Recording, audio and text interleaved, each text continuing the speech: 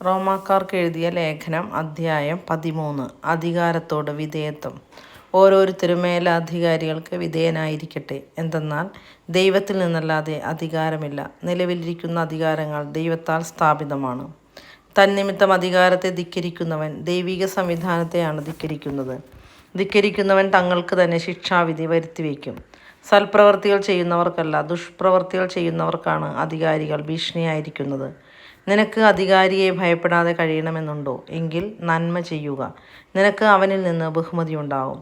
എന്തെന്നാൽ അവൻ നിന്റെ നന്മയ്ക്ക് വേണ്ടി ദൈവത്തിൻ്റെ ശുശ്രൂഷകനാണ്. എന്നാൽ നീ തിന്മ പ്രവർത്തിക്കുന്നുവെങ്കിൽ പേടിക്കണം. അവൻ വാൾ ധരിച്ചിരിക്കുന്നത് വെറുതെയല്ല. തിന്മ ചെയ്യുന്നവനെതിരായി ദൈവത്തിൻ്റെ ക്രോധം നടപ്പാക്കുന്ന ദൈവ ശുശ്രൂഷകനാണവൻ. ആകയാൽ ദൈവത്തിൻ്റെ ക്രോധം ഒഴിവാക്കാൻ വേണ്ടി മാത്രമല്ല, മനസാക്ഷിയെ മാനിച്ചും നിങ്ങൾ വിധേയത്വം പാലിക്കുവിൻ. നിങ്ങൾ നികുതി കൊടുക്കുന്നതും ഇതേ കാരണത്താൽ തന്നെ. എന്തെന്നാൽ അധികാരികൾ ഇക്കാര്യങ്ങളിൽ നിരന്തരം ശ്രദ്ധ വയ്ക്കുന്ന ദൈവ ശുശ്രൂഷകരാണ്. ഓരോരുത്തർക്കും അവകാശപ്പെട്ടിരിക്കുന്നത് കൊടുക്കുവിൻ. നികുതി അവകാശപ്പെട്ടവന് നികുതി, ചുങ്കം അവകാശപ്പെട്ടവന് ചുങ്കം, ആദരം അർഹിക്കുന്നവന് ആദരം, ബഹുമാനം നൽകേണ്ടവന് ബഹുമാനം. സഹോദര സ്നേഹം. പരസ്പരം സ്നേഹിക്കുക എന്നതൊഴികെ നിങ്ങൾക്ക് ആരോടും ഒരു കടപ്പാടുണ്ടാകരുത്. എന്തെന്നാൽ അയൽക്കാരനെ സ്നേഹിക്കുന്നവൻ നിയമം പൂർത്തീകരിച്ചു കഴിഞ്ഞു. വ്യഭിചാരം ചെയ്യരുത്, കൊല്ലരുത്, മോഷ്ടിക്കരുത്, മോഹിക്കരുത് എന്നിവയും മറ്റേത് കൽപ്പനയും നിന്നെപ്പോലെ നിന്റെ അയൽക്കാരനെ സ്നേഹിക്കണമെന്ന ഒരു വാക്യത്തിൽ സംഗ്രഹിച്ചിരിക്കുന്നു. സ്നേഹം അയൽക്കാരന് ഒരു ദ്രോഹവും ചെയ്യുന്നില്ല. അതുകൊണ്ട് നിയമത്തിൻ്റെ പൂർത്തീകരണം സ്നേഹമാണ്. പ്രകാശത്തിൻ്റെ ആയുധങ്ങൾ. ഇതെല്ലാം ചെയ്യുന്നത് കാലത്തിൻ്റെ പ്രത്യേകത അറിഞ്ഞുകൊണ്ട് വേണം. നിദ്ര വിട്ടുണരേണ്ട മണിക്കൂറാണല്ലോ ഇത്. എന്തെന്നാൽ ഇപ്പോൾ രക്ഷ നമ്മളാരും പ്രതീക്ഷിച്ചിരുന്നതിനേക്കാൾ കൂടുതൽ അടുത്തെത്തിയിരിക്കുന്നു. രാത്രി കഴിയാറായി, പകൽ സമീപിച്ചിരിക്കുന്നു. ആകയാൽ നമുക്ക് അന്ധകാരത്തിൻ്റെ പ്രവർത്തികൾ പരിത്യജിച്ച് പ്രകാശത്തിൻ്റെ ആയുധങ്ങൾ ധരിക്കാം. പകലിന് യോജിച്ച വിധം നമുക്ക് പെരുമാറാം. സുഖലോലുപതയിലോ മദ്യലഹരിയിലോ അവിഹിത വീഴ്ചകളിലോ വിഷയാസക്തിയിലോ കലഹങ്ങളിലോ അസൂയയിലോ വ്യാപരിക്കരുത്.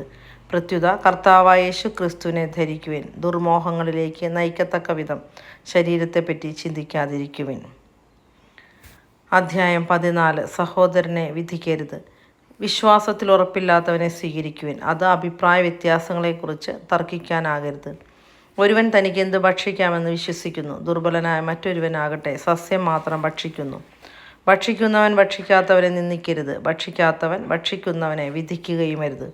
എന്തെന്നാൽ ദൈവം അവനെ സ്വീകരിച്ചിരിക്കുന്നു.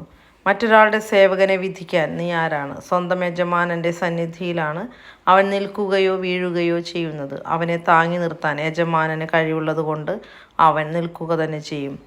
ഒരുവൻ ഒരു ദിവസത്തെ മറ്റൊരു ദിവസത്തേക്കാൾ വിലമതിക്കുന്നു. വേറൊരുവൻ എല്ലാ ദിവസങ്ങളെയും ഒരുപോലെ മതിക്കുന്നു.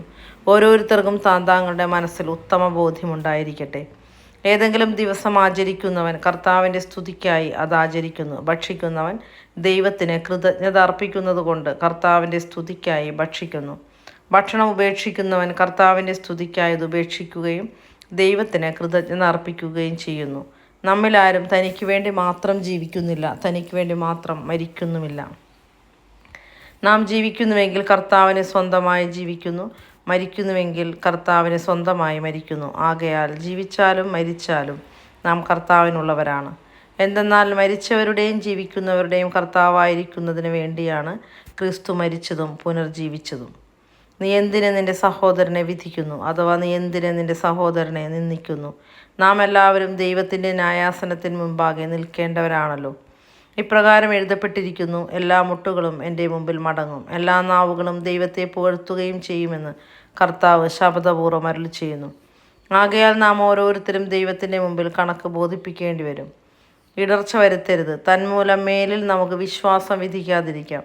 സഹോദരന് ഒരിക്കലും മാർഗതടസ്സമോ ഇടർച്ചയോ സൃഷ്ടിക്കുകയില്ല എന്ന് നിങ്ങൾ പ്രതിജ്ഞ ചെയ്യുവിൻ. സ്വതേ അശുദ്ധമായി ഒന്നുമില്ലെന്നോ കർത്താവായ യേശുവിലുള്ള വിശ്വാസം വഴി ഞാൻ അറിയുകയും എനിക്ക് ബോധ്യപ്പെടുകയും ചെയ്തിരിക്കുന്നു. എന്നാൽ ഒരു വസ്തു അശുദ്ധമാണെന്ന് കരുതുന്നവന് അത് അശുദ്ധമായിരിക്കും. ഭക്ഷണ നിമിത്തം നിന്റെ സഹോദരൻ്റെ മനസ്സ് വിഷമിക്കുന്നെങ്കിൽ നിന്റെ പെരുമാറ്റം സ്നേഹത്തിന് ചേർന്നതല്ല. ക്രിസ്തു ആർക്ക് വേണ്ടി മരിച്ചുവോ അവനെ നിന്റെ ഭക്ഷണം കൊണ്ട് നശിപ്പിക്കരുത്. അതിനാൽ നിങ്ങളുടെ നന്മ തിന്മയായി നിന്ദിക്കപ്പെടാതിരിക്കട്ടെ. കാരണം ദൈവരാജ്യം എന്നാൽ ഭക്ഷണവും പാനീയവുമല്ല, പ്രത്യുത നീതിയും സമാധാനവും പരിശുദ്ധാത്മാവിലുള്ള സന്തോഷവുമാണ്. ഇപ്രകാരം ക്രിസ്തുവിനെ ശുശ്രൂഷിക്കുന്നവൻ ദൈവത്തിന് സ്വീകാര്യനും മനുഷ്യർക്ക് സുസമ്മതനുമാണ്. ആകയാൽ സമാധാനത്തിനും പരസ്പര ഉത്കർഷത്തിനും ഉതകുന്നവ നമുക്ക് അനുവർത്തിക്കാം. ഭക്ഷണത്തിൻ്റെ പേരിൽ നിങ്ങൾ ദൈവത്തിൻ്റെ പ്രവൃത്തി നിഷ്ഫലമാക്കരുത്.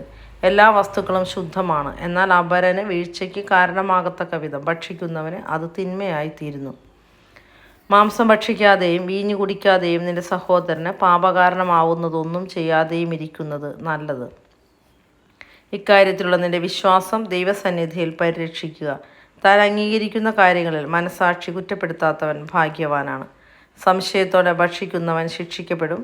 എന്തെന്നാൽ വിശ്വാസമനുസരിച്ചല്ല അവൻ പ്രവർത്തിക്കുന്നത്. വിശ്വാസത്തിൽ നിന്നല്ലാതെ ഉത്ഭവിക്കുന്നതെന്തും പാപമാണ്.